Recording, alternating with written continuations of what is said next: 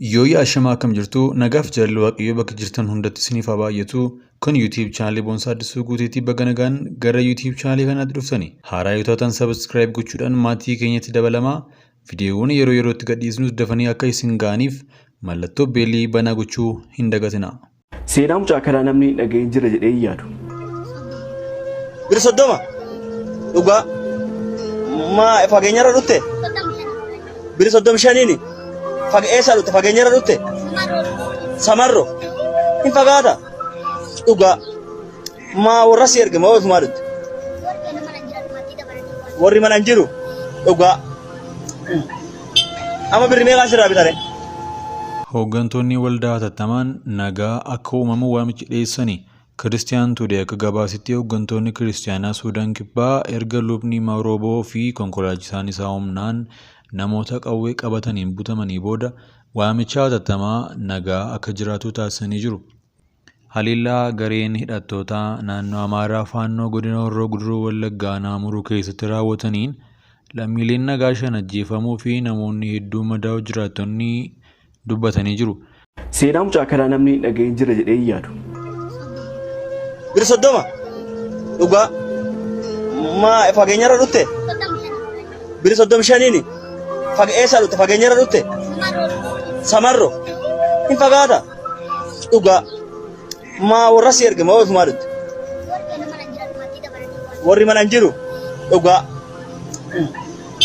amma birri meeqaa sirraa bitare dhugaa soddoma sirraa bita. Qoraan dugdatti baatee birrii 20 yookiin 30tti gurguree nama maatii isaa gargaaru ture. Har'a garuu seenaatu jijjiira. Mucaan seenaan isaa namoota baay'ee gaddisiisee kun guddifachaa gara Ameerikaatti fudhachuuf ilmi Oromoo obbo Abarraa Saaroo maatii wajjin walii galanii jiraachuutu himame. Yeroo dhiyootti piroosesiin akka jalqabamuu fi barnoota hunda isaa achitti akka baratuuf ispoonsara guutuu ta'uufii himame. Waaqayyo gaafa nama yaadatu akka kana. Hooggantoonni waldaa hatattamaan nagaa akka uumamu waamicha dhiyeessanii. Kiristiyaan Tuudee akka gabaasitti hooggantoonni kiristiyaanaa Suudaan Kibbaa erga lubni Marooboo fi konkolaachisaan isaa humnaan namoota qawwee qabataniin butamanii booda waamicha hatattamaa nagaa akka jiraatu taasisanii jiru. Warri butaman kunneen miseensota garee hidhattoota mootummaa Suudaan Kibbaa morman Naashinaal Saalveeshin Firoont ta'uu himani.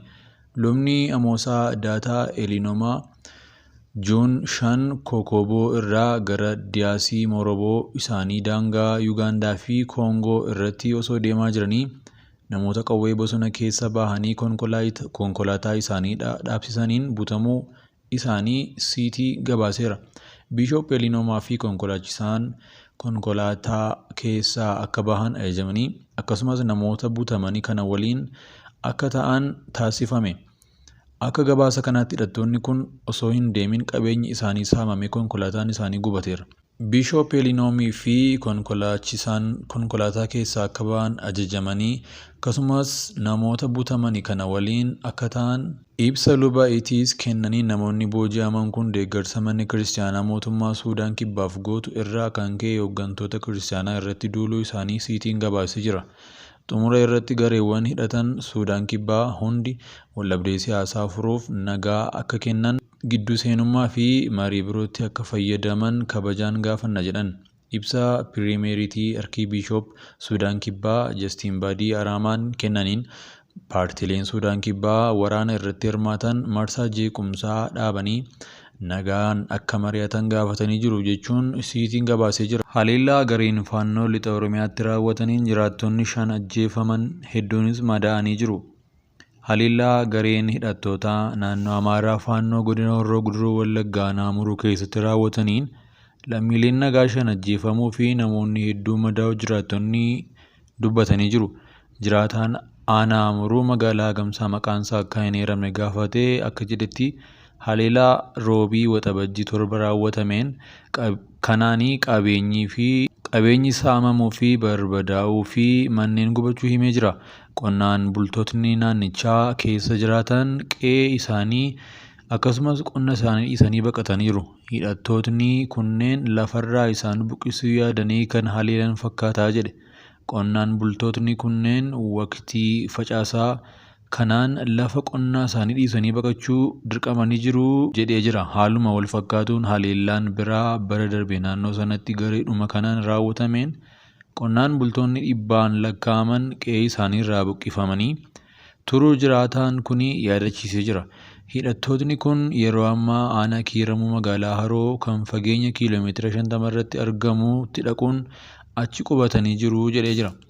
Jiraataan magaalaa Gamsaa kan biraa qonnaan bultootni akka godina Gurraachoo, Soorii, Jukkaarii fi Taakkalee Fufaa haadholii mana isaanii wajjin ajjeefamaniiru jedhe. Namoonni 10 ol ta'an madaa'an immoo wal'aansaaf gara buufata fayyaa geeffamanii jiru jedhe. Sooriif Taakkaleen jiraattota aanaa Amuruu ganda Makkaanoon turan. Haaluma wal fakkaatuun naannaa Kiiramuu kan aanaa Amuruutti ollaa ta'e keessatti haleellaa wal fakkaatu garee kanaan geggeeffamuu jiraattonni ibsanii jiru.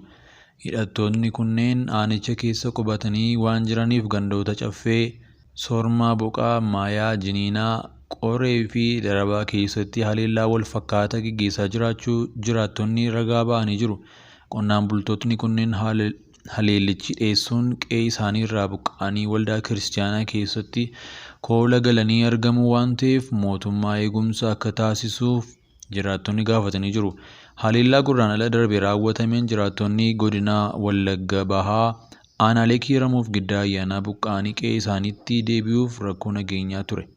Waan sodaataniifis qe'ee isaaniitti deebi'uu kan hin barbaanne ta'uu dubbatanii jiru. Haleellaa mootummaan biyya kanaa garee hidhattoota naannoo Amaaraa kan Iskindir Naggaatiin hoogganaman irratti haleellaa banuun 200 ol ajjeesuun ibsee ture. Gareen kun godinoota Wallaggaa keessatti haleellaa raawwachaa jiran kunneen hidhattoota haleellaa mootummaa dhiyeessuun gara godina Wallaggaa baqatanii gabaasni jedhu ba'ee jira. Sababoota haleellaa garaagaraa irraa deddeebi'uun godinoota Wallaggaa keessatti bara 2020 asitti raawwatamaniin lammiileen 800 fi 59 ta'an gargaarsa namummaa barbaadaa jiraachuu dhaabbata mootummoota gamtoomanitti qindeessaan gargaarsaa OCHA gabaasuun ni yaadatama. Suuraa daa'ima Gujiitti muka gurguraa ture Facebook irratti yeroo qoodamu jireenyi isaa jijjiiramee jira. Mucaan ganna 7 zoonii Gujiitti muka gurguraa ture tokko suuraan isaa Facebook irratti erga qoodamee booda Ameerikaatti carraa barnootaa argate. Seenaan isaa akkana ture. Maqaan isaa Galataa Damboobaa jedhama. Umuriin isaa waggaa 7 zoonii Gujii aanaa Adoolaa Reedee naannoo Cembee yeroo muka gurguru suuraan tokko ba'e. Abirraa Boggaalee jiraataa Arizoonaa kan seenaa kana arge seenaa mucaa xiqqaa kanaa jijjiiruuf murteessuu dubbate. Jalqaba irratti mucaan kun muka gurguruu dhiisee gara mana barumsaatti deebi'ee baasii barnootaa sadarkaa 1ffaa hanga sadarkaa 2ffaa akka uwwisuu murteesse. Maatii isaa waliin erga mari'annee booda maatiin gurbaa daa'ima sanaa achitti barsiisuun bu'a qabeessa akka hin taane walii gallee maatii koo fi maatii isaa waliin mari'annee daa'ima kana gara Ameerikaatti geessuun guddisuuf walii gallee jedha. Mucaan kun sa'aatii tokkoof miilaan deemee muka walitti qabuu fi magaalaa keessatti muka gurguraa ture.